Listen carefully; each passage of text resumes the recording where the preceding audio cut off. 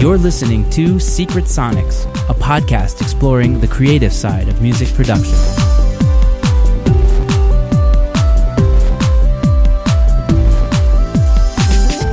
Hi, and welcome back to Secret Sonics. I am your host, Ben Wallach. Today, I'm joined by Mo Ackerman. Based out of New York, Mo is a producer and mixing mastering engineer working on all genres of music, but mainly pop and EDM pop.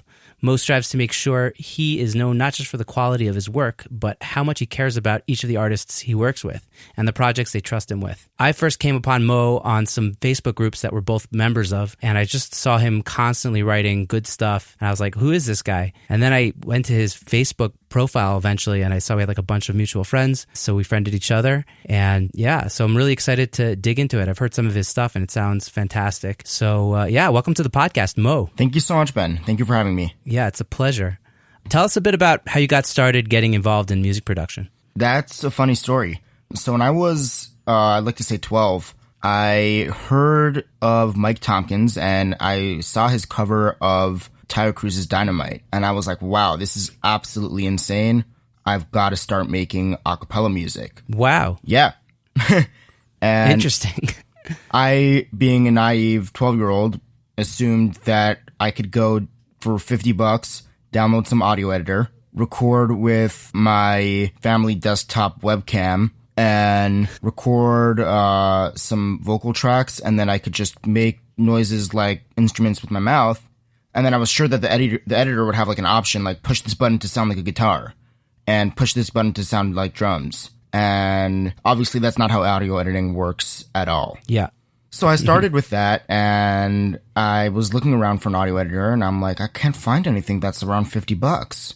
And I ended up finding Audacity, and I fooled around with that for a while trying to make a cappella, and then I realized, hey, this is really difficult. And I really wasn't making anything that sounded any good, to be honest. But I think it did help me better creatively learn to mingle and distort audio in intentional and different ways, if that makes sense. Yeah.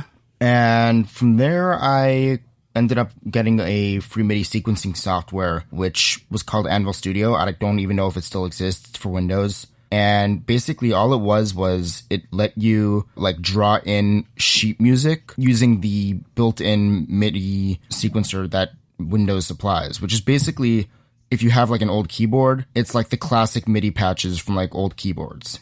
Okay. And I was making all my tracks on this MIDI sequencer, and it didn't even have an export to audio function. So what I was doing was I was taking an aux cord and I was plugging one end of it into the microphone jack and one end of it into the headphone jack.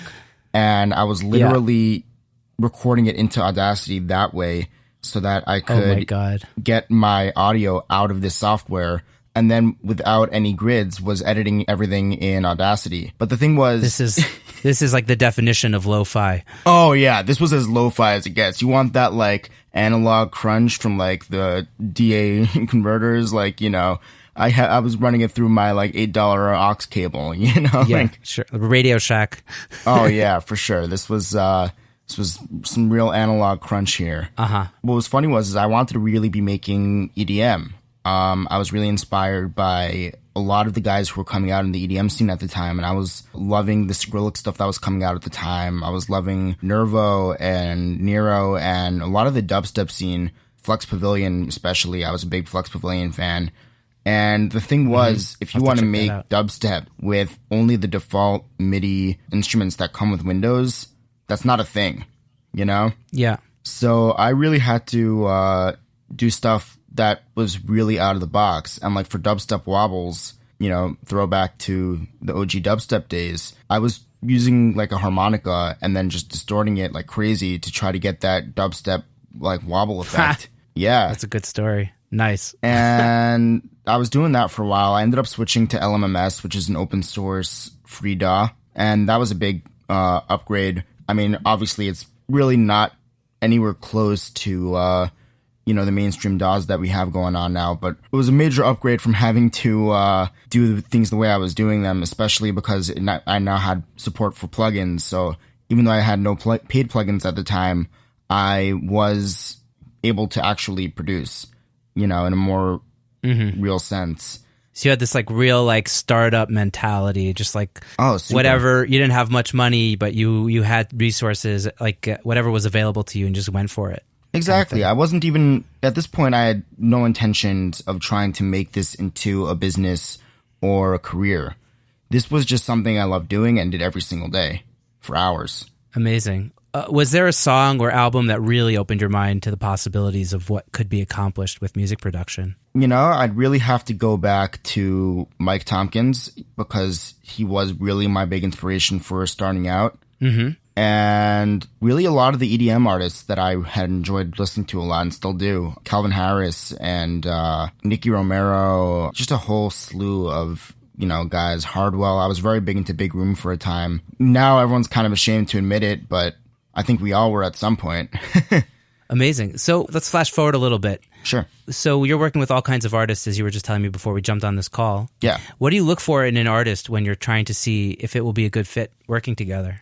That's a great question. I think it really boils down to a couple important key factors. One is they've got to be serious about their work. Because I'm extremely serious about my work and the way that I get things done. And I just find that there's this tremendous mismatch if I'm working with somebody that's not as serious about their music as I am. If I'm more serious about your music than you are, then there's an issue. Totally. Yeah. I mean, so really that's the biggest one is you got to be serious. You got to be willing to work and, you know, don't expect it to be just a breeze that we can, you know, sit back and relax and then something's just going to happen. You know, if you want to be a successful artist, you've really got to put the time and effort in to make sure that you become that successful artist. A line that I tell artists I work with all the time is that people who are successful spend too much time creating their success to be bitter about their lack of success.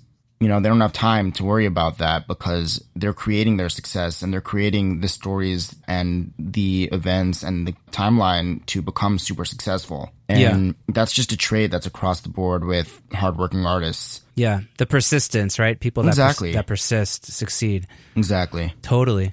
Is there anything that you're looking for artistically beyond the work ethic? Yes. So number two, artistically, it has to be something that I can vibe with. And I think another one that this might be different from me than other people is I have to think that they're ready.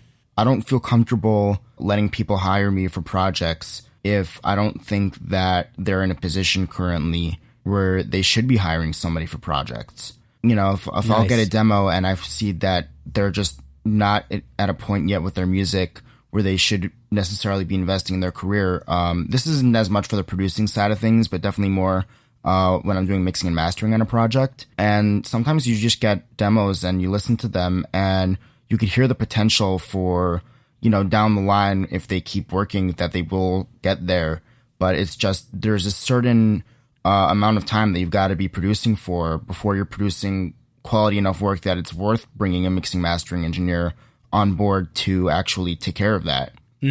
Nice. That's some good advice. Yeah, and I think a lot of people misunderstand, and I certainly did when I was starting out, what the difference is between producing and mixing and mastering. You know, a fully produced track should already sound great, you know? The mixing and mastering is really kind of just tightening up more specific and technical parts of it. And if I'm getting a demo and it's just the music isn't there yet, mixing and mastering is not going to fix that. And I'm sure there are people that they can go to who will, you know, just take their money and do it, and it won't be a proper project.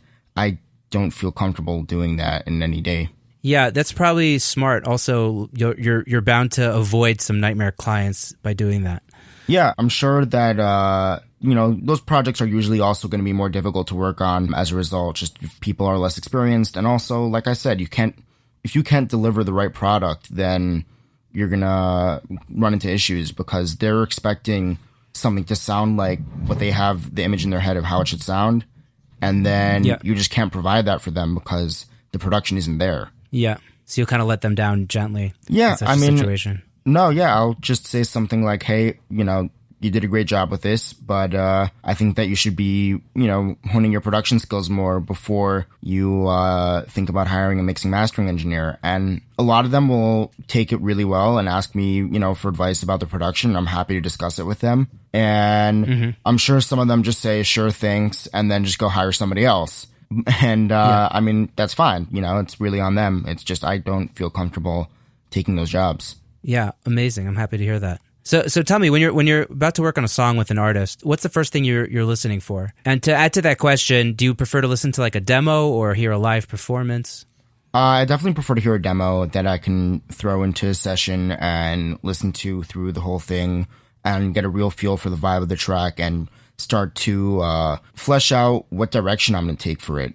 What I definitely would say is, before I even get to hearing a demo, I think way more important than even hearing the demo is hearing the artist talk about the demo and getting the chance to really get on the phone with them and hear, what's your direction for this? What's your vision, right? What are you trying to accomplish? Who are you talking to? What are your goals from this song? Which I think is something that's very much under discussed, because even if the production of the song will go the same way, the way you market it and the way you present it will be totally different if your goal is for this to be a single release from an album, if it's going to be part of a slew of oncoming single releases, if their goal is to become a touring artist, if their goal is to be a session singer, is this designed to be a collaboration with an EDM artist? Is this designed to be a solo pop act? These are all things that are going to change both musically the track and also the way that we need to proceed in creating the track and pushing the track. Yeah, 100%. I actually was on the phone today with a client that we finished a track, and then she called me up and she said, listen, the beat is coming in too late. And I kind of had misunderstood the goal to be not to be like a hit single. It was more of an artistic expression. And when I realized on the phone, is like, wow, this really needs to be more of a radio single.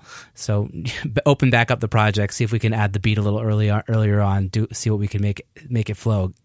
For sure. Yeah. So I basically misjudged the end goal at that point. So it's like totally what you're saying is good. It's good stuff. Thank you. Yeah. It's just, to me, if I'm providing a service of being a producer, then it's my job to find out everything I can about the project before we even look at the project. And I'm generally not touching a song unless I've had a serious conversation with the artist, either over the phone or video chat or in person, just so that I know what their goals are and what we're trying to accomplish and really what their vision is for the song or for the project. I got you. So do you have a go-to instrument or sound bank that you use to get the ball rolling, or is it more spur of the moment? Serum. Always Serum. So X for Serum was the first synth I bought. I've since then gathered a larger collection of synths. But for me, I can just dial in the sounds I need very quickly in there. I know the synth in and out, and I can really create any sound I need very quickly. I have large amounts of preset banks for it already, so I have those available when I want to just grab a preset. And it's just super versatile. It works across everything I need, and that's what I'm reaching for. And then, my sessions will basically be almost entirely Serum. And then for any organic stuff I need to do, I'm dropping in Contact, Native Instruments. Yeah, amazing. So take us on a tour of the creation of a typical song you'd normally work on. Like chronologically, how does it come together? So that's an interesting question, because I think that's something that changes very much song to song and what the artist is comfortable with. Sometimes I'll get a fully written song from the artist and he just says, this is the song, here are my reference tracks of what I want it to sound like, go. Sometimes I'll get a vocal and they'll say, just go nuts. Like, I don't even care. Like, I don't want to know what you're doing. I want you to just go creatively nuts on this and make it wacky. I mean, that's generally not something I'll do for like single releases, because then if I'm imparting too much of a creative impression onto the track, then that might change the artist's kind of feel for the track, which is not something I'm trying to do as a producer. Right. But for remixes is more where I'll step in and be happy to go and take the front wheel, so to speak, to actually go and be the creative leader of the project. So let's say you're kind of doing more of like, hey, this is the references, this is the vocal. What's the first thing you do? So I generally like working with having a scratch vocal in the session just to work around. I think that's super helpful to just get a feel for the track and to be able to produce around it. Nice. I am definitely very percussion based in how I think and how I hear tracks. And I'm always trying to think of cool and weird ways to layer interesting drum tracks and do weird things with percussion. And the beat really